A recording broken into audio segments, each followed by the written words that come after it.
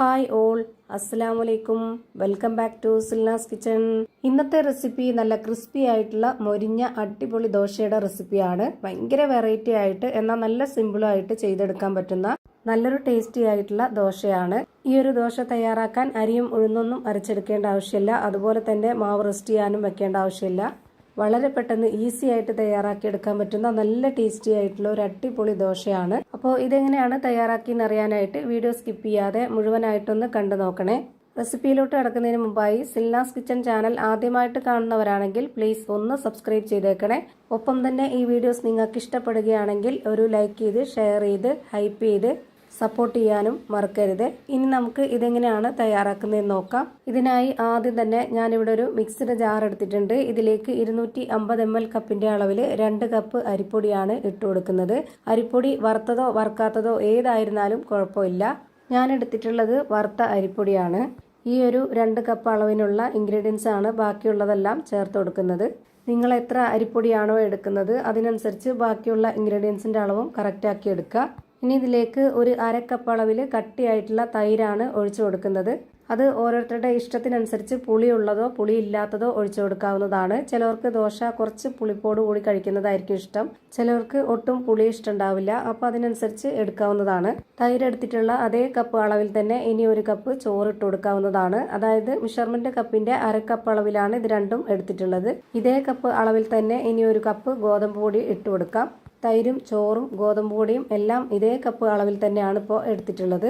ഇനി ഇതിലേക്ക് 1 നുള്ള് സോഡാപ്പൊടി ഇട്ട് കൊടുക്കാം. പിന്നെ ആവശ്യത്തിനുള്ള ഉപ്പും കൂടെ ഇട്ട് കൊടുത്തതിന് ശേഷം ഇത് അരച്ചെടുക്കാനായിട്ട് വെള്ളം ഒഴിച്ചു കൊടുക്കണം. ഇതിനായി ഞാനിവിടെ 1/2 കപ്പ് അളവിൽ 1 കപ്പ് വെള്ളം ഒഴിച്ചു കൊടുത്തിട്ടുണ്ട്. എന്നിട്ട് 1 സ്പൂൺ കൊണ്ട് ഇതൊന്ന് ഇളക്കി കൊടുക്കാം.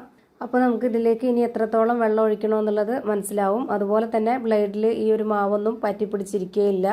ആദ്യം തന്നെ പൊടി ഇട്ട് കൊടുത്തിട്ട് വെള്ളമൊക്കെ ഒഴിച്ചു കൊടുക്കുന്ന സമയത്ത് മിക്സിയുടെ ജാറിൽ മാവൊക്കെ പറ്റി പിടിച്ചിരുന്നിട്ട് അരഞ്ഞു കിട്ടാൻ ബുദ്ധിമുട്ടാണ്.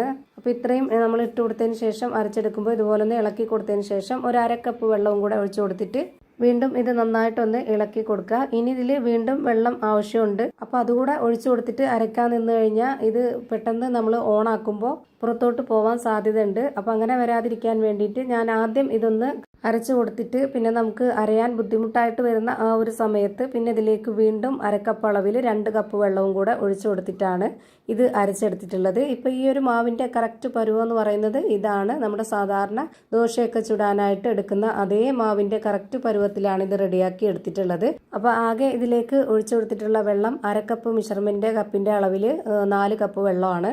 ഇനി ഇത് ചുട്ടെടുക്കാനായിട്ട് ഒരു പാൻ സ്റ്റൗവിലേക്ക് വെച്ച് ഫ്ലെയിം ഓൺ ആക്കി കൊടുത്തിട്ടുണ്ട്. അതിലേക്ക് ഒരു കയ്യിൽ മാവ് ഒഴിച്ചു കൊടുത്ത് ഇതുപോലെ നന്നായിട്ടൊന്ന് പരത്തി കൊടുക്കാം.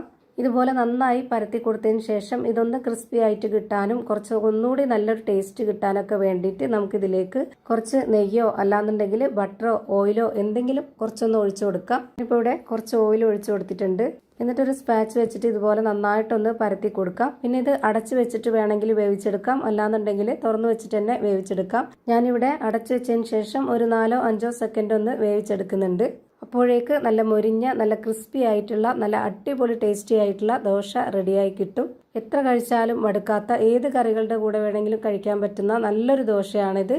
ഇനിയിപ്പോൾ ഈ ഒരു പാനിൽ കുറച്ച് എണ്ണമയം ഉണ്ടാവും. അപ്പോൾ ഇത് നമ്മൾ മാവ് ഒഴിച്ചു കൊടുക്കുമ്പോൾ പരക്കാൻ ബുദ്ധിമുട്ടുണ്ടാവും. അതിന് നമ്മൾ അടുത്ത മാവ് ഒഴിക്കുന്നതിന് മുമ്പായിട്ട് ഒരു കോട്ടൺ തുണി വെച്ചിട്ട് ഇതൊന്ന് നന്നായിട്ട് തുടച്ചെടുക്കാം. എന്നതിന് ശേഷം മാത്രം ഈ അടുത്ത കയ്യിൽ മാവ് ഒഴിച്ചു കൊടുക്കുക. വീണ്ടും അതിലേക്ക് കുറച്ച് ഓയിൽ ഒഴിച്ചു കൊടുത്തിട്ട് ഇതുപോലെ ഒന്ന് സ്പ്രെഡ് ആക്കിയതിന് ശേഷം അടച്ചു വെച്ചൊന്ന് വേവിച്ചെടുക്കുക. ഇതേപോലെ തന്നെ ഞാനിവിടെ എല്ലാ മാവും ചുട്ടെടുത്ത് ഒരു പാത്രത്തിലേക്ക് മാറ്റിയിട്ടുണ്ട്. അപ്പോൾ ഇതാ നല്ല ടേസ്റ്റി ആയിട്ടുള്ള നല്ല ക്രിസ്പി ആയിട്ടുള്ള ഒരു അടിപൊളി ദോശ റെഡിയായി കിട്ടിയിട്ടുണ്ട്. അപ്പോൾ ഇത്രയേ ഉള്ളൂ ഇന്നത്തെ വീഡിയോ ഇഷ്ടമായാൽ ലൈക്ക് ചെയ്യാനും കമൻറ്റ് ചെയ്യാനും ഷെയർ ചെയ്യാനും ഹൈപ്പ് ചെയ്യാനും മറക്കരുത്.